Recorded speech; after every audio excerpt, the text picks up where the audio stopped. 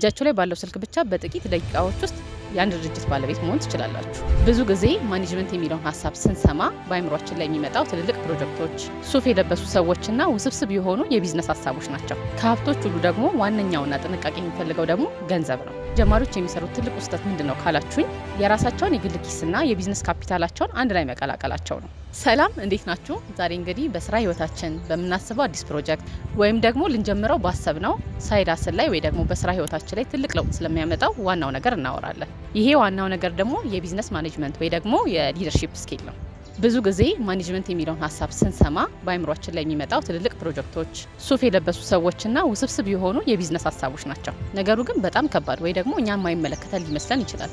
ነገር ግን እውነታው ይሄ አይደለም። ማኔጅመንት የምንለው ለትላልቅ ካምፓኒዎችና ለስራ አስኪያጆች ብቻ የሚተው ጉዳይ አይደለም። ለሁላችንም የሚያስፈልገን ትልቅ ስኪል ነው። ለምሳሌ ትንሽ የኦንላይን ሱቅ ቢኖራችሁ በኤጀንሲ ውስጥ ብትሰሩ ወይ ደግሞ ከጓደኞቻችሁ ጋር አዲስ ቢዝነስ ለመጀመር ብታስቡ ጊዜን፣ ገንዘብንና ሰዎችን እንዴት አድርጋችሁ መምራት እንዳለባችሁ የምታውቁበት ወሳኝ የሆነ ስኪል ነው። ስለዚህ ዛሬ ቅዳሜ ነው። ቡናችሁን ወይ ሻያችሁን ይዛችሁ ባላችሁበት ቦታ ሆናችሁ ይሄን ሀሳብ በደንብ እናወራለን። ቪዲዮን እስከ መጨረሻ ተመልከቱት።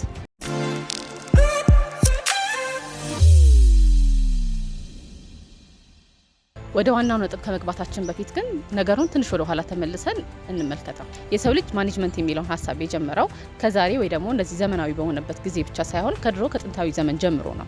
እስቲ ያስቡት፣ በጥንት ጊዜ አባቶቻችን በንግድ መስመሮች ላይ ሲንቀሳቀሱ ትልልቅ የግብርና ስራዎችን እዚሁ በሀገራችንም ላይ ሆነ በዓለም ደረጃ ላይ ሲያደራጁ ያኔ ዘመናዊ ኮምፒውተር አፕሊኬሽን አልነበረም። ነገር ግን የራሳቸው ሲስተም ወይም ስርዓት ነበራቸው። ስራን እንዴት ለሰው ማከፋፈል እንዳለባቸው፣ ሰዎችን ለአንድ ዓላማ እንዴት ማስተባበር እንደሚችሉ ያውቁበታል። ዛሬ ላይ ደግሞ በቴክኖሎጂ እገዛ ቢዝነስ መጀመር በጣም ቀላል ነው። እጃችሁ ላይ ባለው ስልክ ብቻ በጥቂት ደቂቃዎች ውስጥ የአንድ ድርጅት ባለቤት መሆን ትችላላችሁ። ነገር ግን ቢዝነስ መጀመር ቀላል ቢሆንም እሱን ጠብቆ ማቆየትና ማሳደግ ግን ከባድ ነው። ታዲያ ማኔጅመንት የሚያስፈልገውም ለዚህ ነው። ያ የጀመርንበት የመጀመሪያው ስሜትና ጉልበታችን ሲቀዘቅዝ ስራው ሳይቆም እንዲቀጥል የሚያደርገው ከበስተጀርባው ያለው ዋናው ነገር ይሄ የሊደርሺፕ ስኪል ነው። ስለዚህ አሁን አራቱ ዋና የሆኑትን የሊደርሺፕ ስኪል ልንገራችሁ።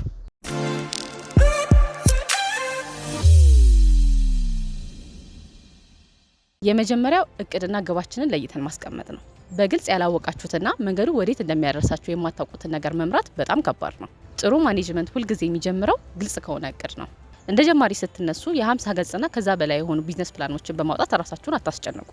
ምክንያቱም ያ ፍርሃት ነው የሚጭንባችሁ። ከዚያ ይልቅ ቀላልና ግልጽ በሆኑ ነገሮች ጀምሩ። ለምሳሌ በዚህ ወር ወይ ደግሞ በዚህ ሩብ ዓመት የደረስኩበት ግብ ምንድነው ብላችሁ ራሳችሁን ጠይቁ። ሌላው ደግሞ እቅዳችሁ ስማርት መሆን አለበት። ይህም ማለት ግባችሁ የተወሰነ ስፔሲፊክ፣ የሚለካ ወይ ደግሞ ሜዠረብል፣ ሊደረስበት የሚችል ወይ ደግሞ አቺቬብል፣ ከስራችሁ ጋር የሚሄድና ጊዜ ተቀመጠለት መሆን አለበት። ለምሳሌ ሶሻል ሚዲያ ላይ ዝም ብላችሁ ብዙ እቃ እሸጣለሁ ከማለት ይልቅ እስከዚህ ወር መጨረሻ ድረስ በቲክቶክ ወይም በፌስቡክ የተጣራ 20 ደንበኞችን ማግኘት እችላለሁ ብላችሁ ወስኑ። እዚህ ጋር ልዩነቱን አያችሁት? ሁለተኛው ግብ ላይ መለኪያና የጊዜ ገደብ አለው። አንድ ጊዜ ይሄ እቅዳችሁ ከተቀመጠ ወደ ግባችሁ ለመድረስ በየጊዜው ማኔጅ ለማድረግ ይቀልላችኋል።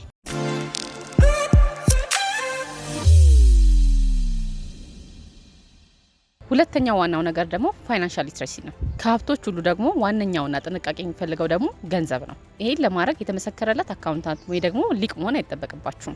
ነገር ግን የቢዝነሳችሁን ቁጥሮች ጠጋ ብላችሁ ማወቅ አለባችሁ። የገንዘብ እንቅስቃሴ ወይ ደግሞ በኢኮኖሚክስ ቋንቋ ካሽፍሎ የምንለውን በየቀኑ ምን ያህል ብር እየገባ ነው፣ ምን ያህልስ ወጪ እየወጣ ነው የሚለውን መረዳት ይጠበቅብናል። እዚህ ጋር ጀማሪዎች የሚሰሩት ትልቁ ስህተት ምንድን ነው ካላችሁኝ፣ የራሳቸውን የግል ኪስና የቢዝነስ ካፒታላቸውን አንድ ላይ መቀላቀላቸው ነው። ከቢዝነሱ ከተሸጠው ብር ላይ ለራሳቸው ጥቅም ለምሳሌ ሊሆን ይችላል፣ የቤት ኪራይ ለመክፈል ሊሆን ይችላል፣ ለተለያዩ ወጪዎች ይጠቀሙታል።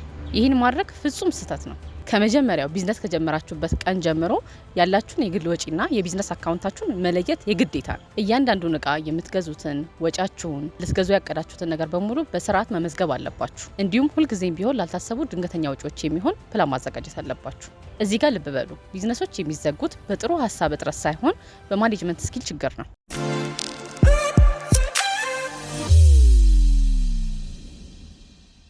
ሶስተኛውና ዋናው ነገር ደግሞ ታይም ማኔጅመንት ነው። እንደ ኢንተርፕረነር፣ ፍሪላንሰርና ስራ አስኪያጅ ትልቁ ጠላታችን ጊዜያችንን የሚበላው ሶሻል ሚዲያና ተራ አሉባልታ ነው። ስራ ስትጀምሩ በአንድ ጊዜ ብዙ ሀሳቦች ሊመጣባችሁ ይመስላችሁና ጭንቅ ሊላችሁ ይችላል።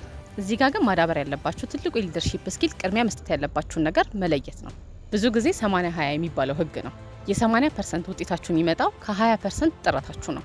ይሄ ማለት የምትሰሩት እያንዳንዱ ስራ እኩል ዋጋ የለውም። ስለዚህ ያንን ወሳኝ የሆነ 20% ስራ ምን እንደሆነ ለዩት።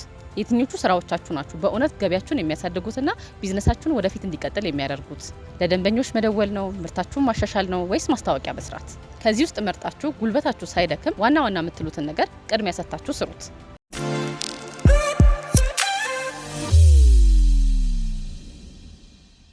አራተኛው ዋናው ነገር ደግሞ ኮሚኒኬሽን ስኪል ነው። እዚህ ጋር ስለ ኮሚኒኬሽን ስኪል በሰፊው ሌላ ቪዲዮ ሰራለሁ። አሁን ወደ ዋናው ፖይንት ልመለስ። ቢዝነስ ስትጀምሩ የግድ ከሰዎች ጋር መገናኘታችሁ አይቀርም። ከደላሎች ጋር፣ ከክላይንቶች ጋር፣ ከተለያዩ የቢዝነስ ፓርትነሮችና አብራችሁ ከምትሰራችሁ ቲሞች ጋር መገናኘታችሁ የማይቀር ነው። ስለዚህ ግልጽና ሂዩማኒቲ የተሞላበት ኮሚኒኬሽን በማኔጅመንት ውስጥ ዋናው ነገር ነው። ይህም ማለት ቢዝነሳችን ላይ ቅሬታና ስህተት እንዳይኖር ግልጽ የሆነ ኮሚኒኬሽን ማስቀመጥ ማለት ነው። ለምሳሌ የአንድ እቃ አቅርቦት የሚዘገይ ከሆነ ደንበኛው ደውሎ እስኪቆጣ ወይ ደግሞ እስኪናደድ ድረስ መጠበቅ የለብንም። ቀድመን ደውለን ግልጽ የሆነ ኮሚኒኬሽን ማድረግ ወይ ደግሞ ይቅርታ መጠየቅ አስፈላጊ ነው። ኮሚኒኬሽናችንን በጥሩ ሁኔታ የምናደርግ ከሆነ እምነትን እንገነባለን። በቢዝነስ ዓለም ውስጥ ደግሞ ከገንዘብ በላይ ትልቁ ሀብት እምነት ነው። እነዚህን 4 ዋና የሆኑ የማኔጅመንት ስኪሎችን ካየን አሁን ደግሞ እንዴት ወደ ተግባር መቀየር እንደምንችል የተወሰኑ ፖይንቶችን እንገራችሁ።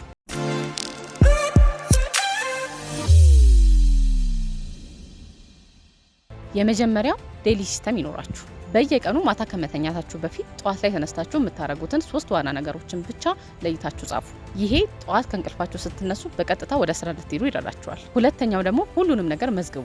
አንዳንድ ጊዜ በአይምሯችን የሚመጣውን ሀሳብ ብቻ አትመኑት። የቢዝነስ ሀሳባችሁን፣ የዕለት ተዕለት ወጪያችሁን፣ የክላይንት ፊድባክ፣ እያንዳንዱ በአይምሯችሁ ውስጥ የሚመጣውን ነገር በሙሉ የምትመዘግቡበት አነስ ያለ ደብተር ወይ ደግሞ ኖትፓድ ይኖራችሁ። መረጃ ያለው መሪ አይሳሳትም የሚባል የለ። ሶስተኛው ከስህተታችሁ ቶሎ ተማሩ። መጀመሪያ ላይ አንዳንድ የተሳሳቱ የአመራር ውሳኔዎችን ልትወስኑ ትችላላችሁ። የቀጠሮ ሰዓት ልትሳሳቱ ትችላላችሁ፣ ወይም ከማይሆን ሰው ጋር ልትሰሩ ትችላላችሁ፣ አሊያም ደግሞ ካሰባችሁት በላይ ወጪ ልታወጡ ትችላላችሁ። እነዚህ ችግሮች የቢዝነስ ዓለም ውስጥ ሊፈጠሩ የሚችሉ ችግሮች ናቸው። ዋናው ነገር ከነዚህ ስህተቶች ቶሎ መማር ነው።